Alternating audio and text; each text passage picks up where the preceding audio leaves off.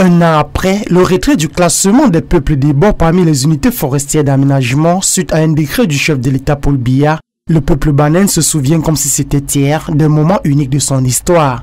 Pour nous, ça marque une journée inoubliable. Quand vous arrivez quelque part, qu'on vous tend un verre d'eau, la moindre chose, c'est de dire merci. Quelque chose qui concerne nos terres. On n'est pas seulement dans, comme les gens voient la forêt, il y a le foncier, il y a l'identité, il y a la culture, il y a tout. Si le chef d'État peut nous entendre, qu'il sache que la communauté banane est contente de l'acte qu'il a posé le 6 août. Et nous lui disons merci pour ça. Gratitude qui traduit la volonté manifeste des populations bananes à retourner vers leurs origines.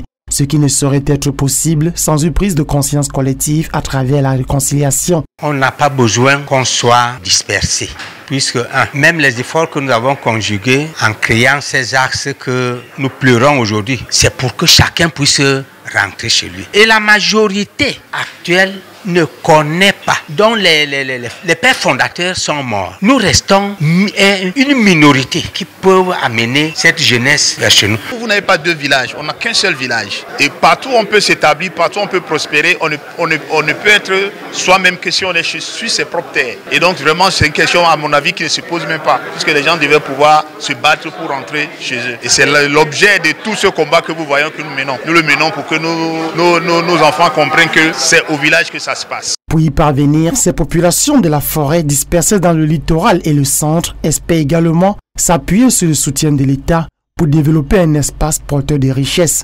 Tant sollicité, Ndiki Yingi, Ndiki Iboti Yingi.